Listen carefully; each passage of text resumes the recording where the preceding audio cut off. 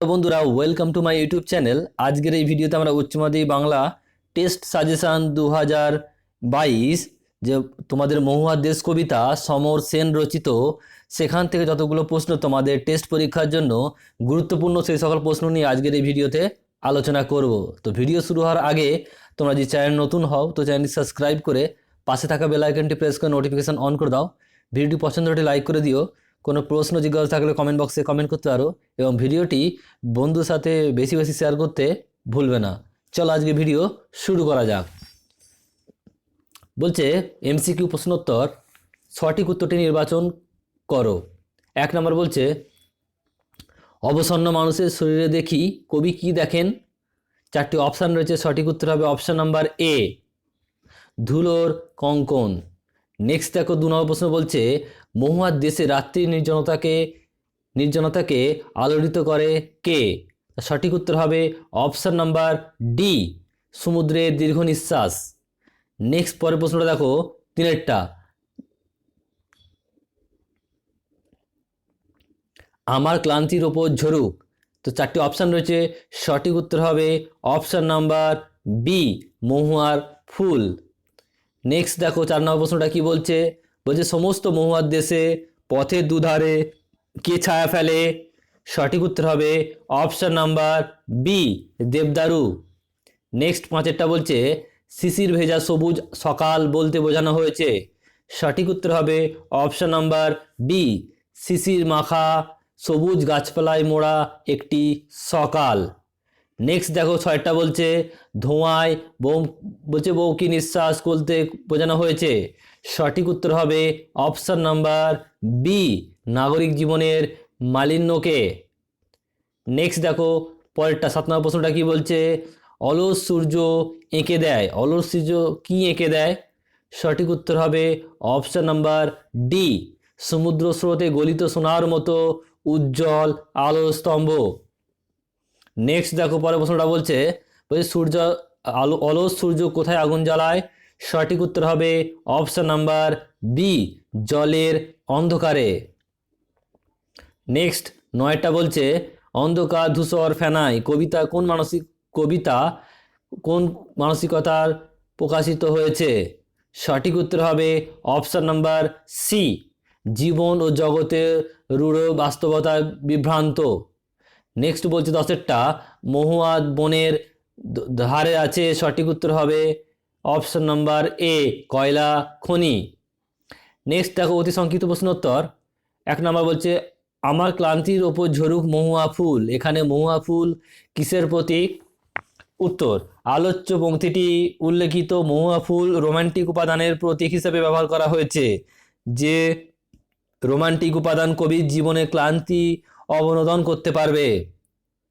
Next 2 নম্বর প্রশ্নটা কি বলছে দেখো, মহুয়ার দেশ কবিতায় অবসন্ন মানুষের শরীরে কি দেখা যায়। উত্তর কবি সমর সেন মহুয়ার দেশ কবিতায় অবসন্ন মানুষদের শরীরে ধুলোর কঙ্কন দেখা যায়।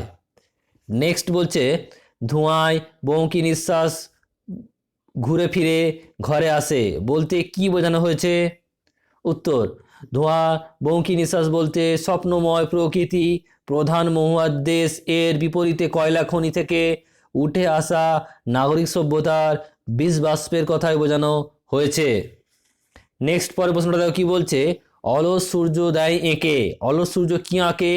সূর্যকে অলস বলার কারণ কি। উত্তর অলস সূর্য সন্ধ্যার জলস্রোতে গলিত সোনার মতো উজ্জ্বল আলো স্তম্ভ এঁকে দেয়। বলছে অস্তগামী সূর্যের দীপ্ত স্তিম বলি সন্ধ্যার সূর্যকে অলস বলা হয়েছে। নেক্সট বলছে 5টা নিবিড় অন্ধকারে মাঝে মাঝে শুনি কি শোনার কথা বলা হয়েছে। উত্তর এখানে কয়লা খনির বিশাল শব্দের কথা বলা হয়েছে। নেক্সট 6টা মহুয়ার দেশে মানুষদের ঘুমহীন চোখে কি দেখা যায়। উত্তর মহুয়ার দেশে মানুষদের ঘুমহীন চোখে দেখা যায় ক্লান্ত দুঃস্বপ্ন। নেক্সট দেখো 7টা বলছে ঘুমহীন তাদের চোখে হানা দেয় কিসের ক্লান্ত দুঃস্বপ্ন। কাদের কথা বলা হয়েছে। উত্তর আলোচ্য অংশে মহুয়ার দেশের অধিবাসী অবসন্ন মানুষদের কথা বলা হয়েছে। নেক্সট দেখো 8টা বলছে দেবদারু দীর্ঘ রহস্য বলার কারণ কি? উত্তর, সমর সেন সমর সেন মহুয়ার দেশ কবিতায় দেবদারু গাছের ছায়া পরিপূর্ণ রহস্যময় বিস্তৃত ও সৌন্দর্যের ছবি প্রশ্নোত্তরিত অংশটির মাধ্যমে ফুটিয়ে তুলেছেন। নেক্সট দেখো 9টা বলছে গভীর বিশাল শব্দ। কি গভীর এবং সেখানে কিসের শব্দ? উত্তর, কবি সমর সেনের মহুয়া দেশ কবিতায় বর্ণিত কয়লা খনি গভীর এবং সেখানে খনিগর্ভ থেকে কয়লা উত্তোলনের উৎকট যান্ত্রিক শব্দ ধ্বনিত হয়। নেক্সট বলছে 10এরটা দেখো কি বলছে, বলছে আর আগুন লাগে, কখন কোথায় আগুন লাগে? উত্তর, সমর সেনের মহুয়া দেশ কবিতায় জলের অন্ধকার ধূসর ফেনায় আগুন লাগে। নেক্সট বলছে 11টা মহুয়া দেশ কবিতায় কবি সমর সেন মহুয়া দেশ বলতে কোন স্থানকে বুঝিয়েছেন? উত্তর, মহুয়া দেশ কবিতায় মহুয়া দেশ বলতে কবি সাঁওতাল পারগানাকে বুঝিয়েছেন। নেক্সট 12টা দেখো কি বলছে, ধোঁয়ার বঙ্কি নিঃশ্বাস কিভাবে কবির কাছে আসে? উত্তর, মহুয়া দেশ কবিতা অনুসারে মধ্যবিত্ত শহরের জীবনের সভ্যতা ও বলছে হতাশি ছবি যে ধোঁয়ার বঙ্কি নিঃশ্বাসের মতো ঘুরে ফিরে আসে। নেক্সট দেখো রচনাধর্মী প্রশ্ন উত্তর কি বলছে। 1 নাম্বার, আমার ক্লান্তির উপর ঝরুক মহুয়ার ফুল নামুক মহুয়ার গন্ধ। এখানে আমার বলতে কার কথা বলা হয়েছে? বক্তা এমন ইচ্ছার কারণ আলোচনা করো। উত্তর, আলোচ্য উদ্ধৃত আমার বলতে মহুয়া দেশের কবিতায় কবি সমর সেনের কথা বলা হয়েছে। কবি সমর সেন কবি সমর সেনের জীবনে যখন কালো ধোঁয়ায় ঢাকা নাগরিক সভ্যতা বিরাজ করছে, ঠিক তখনই তিনি খুঁজে পেতে চেয়েছেন এক শান্ত ক্লান্তিময় সভ্যতাকে। আর তখনই তার মনে পড়েছে মহুয়ার দেশের কথা, যে যান্ত্রিক নাগরিক সভ্যতা তার জীবনে দুঃস্বপ্ন সৃষ্টি করে, সেখানে সে থাকতে রাজি নয়। তাই তিনি খুঁজে পেতে চেয়েছেন এক বন্ধনহীন ক্লান্তময় প্রকৃতিকে, যেখানে শীতের রাতে স্বপ্নগুলো দুঃস্বপ্নে পরিণত না হয়ে তিনি ফিরে যেতে চেয়েছেন দীর্ঘশাল ও দেবদারুর রহস্য ঘেরা মহুয়ার দেশে, যেখানে এই নাগরিক সভ্যতার যন্ত্র থেকে তিনি মুক্তি পেতে পারেন। কবি এই কারণে মহুয়ার ফুলের মাদকতায় তিনি নিজেকে মিশিয়ে দিতে চান এক নিস্তব্ধতা প্রকৃতির সাথে। তাই তিনি লিখেছেন, আমার ক্লান্তির উপরে ঝরুক মহুয়ার ফুল নামুক মহুয়ার গন্ধ। কিন্তু কবি এই আবেদন যেন বাস্তবে রূপ পায়নি, কারণ তিনি নাগরিক সভ্যতাকে থেকেও সেই মেঘমদির মহুয়ার দেশ এর বিপন্নতাকে অনুভব করেছেন। কবি সমর সেন একান্ত ইচ্ছাগ্রাসী নগরের কাছে তিনি নিজেকে বিলিয়ে দিতে চান না। এই কারণে তিনি বহুদূরে মহুয়ার দেশে ফিরে যেতে চেয়েছেন, কারণ তার মনে হয়েছে একমাত্র মহুয়ার দেশ তার ক্লান্তিকে দূর করতে পারে, তার শীতের রাতে দুঃস্বপ্নগুলিকে সুন্দর স্বপ্নে পরিণত করতে পারে। নেক্সট দেখো 6টা বলছে, 2 নম্বর প্রশ্নটা বলছে ঘুমহীন তাদের চোখে হানা দেয় কিসের ক্লান্ত দুঃস্বপ্ন? আলোচ্য লাইনটি কাদের কথা বলা হয়েছে? তাদের ঘুমহীন চোখে ক্লান্ত দুঃস্বপ্ন হানা দেয় কেন? উত্তর, উল্লেখিত লাইনটিতে তাদের বলতে কবি সমর সেন মহুয়ার দেশের কয়লা খনি শ্রমিকদের কথা বলেছেন।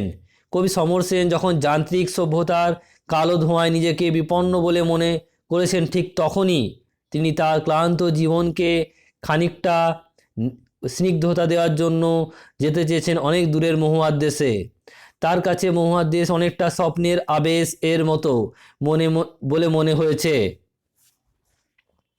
যে স্বপ্নের মহুয়ার দেশে তিনি দীর্ঘশাল আর দেবদারু গাছের নিচে মহুয়া ফুলের গন্ধে শরীরকে ক্লান্তি দিতে চান। সেখানে তিনি যেতে চাইছেন কারণ নাগরিক সভ্যতাকে তিনি আরও সহ্য করতে পারছেন না। নাগরিক সভ্যতা শীতের রাতে স্বপ্নগুলো যেন কবির কাছে দুঃস্বপ্নে পরিণত হয়েছে। কবি যেন গভীর রাতে শুনতে পেয়েছেন সেই বহুদূরের মহুয়ার দেশের ক্লান্ত স্বপ্নগুলোর মাঝে যেন কয়লা খনির গভীর শব্দ, যে শব্দ কবিকে আরও বেদনাময় করে তুলেছে, কারণ তিনি অনুভব করেছেন যান্ত্রিক সভ্যতা শুধু নগরে নয়, ধীরে ধীরে সেখানে পৌঁছে গিয়েছে, শান্ত সভ্যতাকে গ্রাস করতে শুরু করেছে। মহুয়ার দেশের এই বিপন্ন অবস্থাকে কবি অনুভব করেছেন।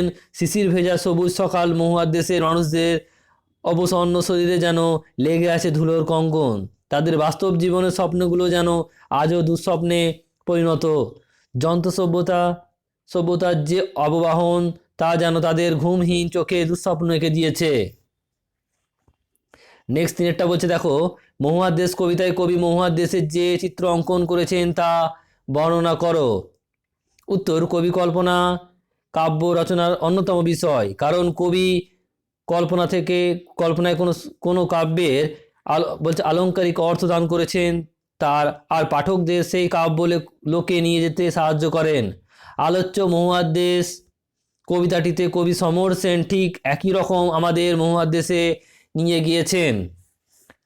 প্রস্তুতপক্ষে মহুয়ার দেশে চিত্র যে কবি কল্পনায় অন্য কোনো বৈচিত্র্য রূপ লাভ করেছে তা নয়, মহুয়ার দেশ যেন কবিতায় আপন মহিমায় আমাদের সামনে ফুটে উঠেছে।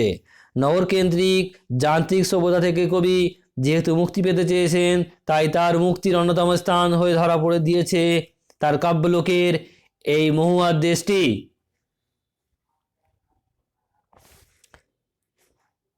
নেক্সট দেখো, বলছে সেই কারণে সাধারণভাবেই মহুয়ার দেশকে তিনি কবিতায় অসাধারণভাবে চিহ্নিত করেছেন। মহুয়ার দেশের শুরুতে তিনি বর্ণনা করেছেন সমস্ত রাস্তার দুধারে দীর্ঘ প্রহরীর মতো দাঁড়িয়ে থাকা দেবদারু গাছের দীর্ঘ রহস্যকে, যে রহস্যের জন্ম হয়েছে অরণ্যের গভীরতা থেকে, যাকে তিনি নগরকেন্দ্রিক সভ্যতাকে খুঁজে পাননি। গভীর মহুয়ার বন, কালো কয়লার খনি, সেখানে মানুষের অবসন্ন শরীরে লেগে থাকা ধুলোর কঙ্কন আর তাদের ক্লান্ত ঘুমহীন চোখ যেন মহুয়ার দেশের অনন্য চিত্র দান করেছে। এই মহুয়ার দেশের কাছে কবি একমাত্র আক্ষেপ তার ক্লান্তিকে নিবারণ করতে শুধু মহুয়ার ফুল কবি কল্পনায় মহুয়ার দেশের চিত্র যেন অনাবিল কল্পলোকে বাস্তবতা। নেক্সট দেখো, পরেরটা চারটা বলছে কবি সমর সেন রচিত মহুয়ার দেশ কবিতাটির লেখন শৈলী পরিচয় দাও। উত্তর, কবির মনের ভাব প্রকাশ করার অন্যতম পীঠস্থান হলো কবিতা, তাই কবিতা সকল কবির নিজস্ব ভঙ্গিমায় গড়ে ওঠে। এই যে কবিতায় বা লেখকদের নিজস্ব ভঙ্গিমা, তাদের কাছে আমরা বলি কাব্য ভঙ্গি বা স্টাইল বা শৈলী। এই শৈলী কথাটি সাধারণত ইংরেজি স্টাইল কথাটি থেকে এসেছে। যে কোনো কাব্যগ্রন্থ বা কবিতায় একটি নির্দিষ্ট স্টাইল থাকে। আমরা সমর সেন রচিত মহুয়ার দেশ কবিতায় পাঠ করতে বুঝতে পারি যে এটি অন্য কোনো সাধারণ কবিতার মতো ভঙ্গিতে লেখা নয়। কাব্য রচনার যে সমস্ত শৈলী আছে তার মধ্যে অন্যতম একটি হলো গদ্য কবিতা। কবি সমর সেন রচিত মহুয়ার দেশ কবিতাটি থেকে এই শৈলী যুক্ত 22টি পংক্তিকে রচিত একটি কবিতা। আসলে কবিতার ভাবের উপর নির্ভর করে এই শৈলী নির্ভর করে। কবি সমর সেন মহুয়ার দেশ কবিতায় যে ব্যঞ্জনাধর্মী করে তোলার জন্য খুব সাবলীলভাবে কবিতাকে নতুন টেকনিক ব্যবহার করেছেন, যেখানে কবিতার অর্থ শুধু বক্তব্যধর্মী নয়, তা চিত্রকল্পের সঙ্গে ব্যঞ্জনাধর্মী করে তুলতে সাহায্য করেছেন। তাই আদ্যপান্ত পাঠ করার পর কবিতাতে আমরা দেখতে পাই এক গদ্যের রঙে তিনি কবিতাকে রাঙিয়ে তুলেছেন। এই কারণে স্বাভাবিকভাবেই আমরা মহুয়ার দেশ কবিতাটিকে গদ্য কবিতা বলতে পারি। আসলে এই লক্ষণগুলি আধুনিক যুগের ফসল বলে আমাদের খুব সূক্ষ্মভাবে সাহিত্য আঙ্গিনায় বাঁধা কঠিন। তবুও সমর সেন মহুয়ার দেশ কবিতাটিকে আমরা একটি যথার্থ গদ্য কবিতা বলতে পারি। তো বন্ধুরা, আশা করি তোমার সকল প্রশ্ন উত্তর ভালোভাবে বুঝতে পেরেছো। তো ভিডিওটি ভালো লাগলে একটি লাইক করে দিও। কোনো প্রশ্ন জিজ্ঞাসা থাকলে কমেন্ট বক্সে কমেন্ট করতে পারো, এবং ভিডিওটি তোমার যদি চ্যানেল নতুন হও তো চ্যানেলটি সাবস্ক্রাইব করে পাশে থাকা বেল আইকনটি প্রেস করে নোটিফিকেশান অন করতে ভুলবে না।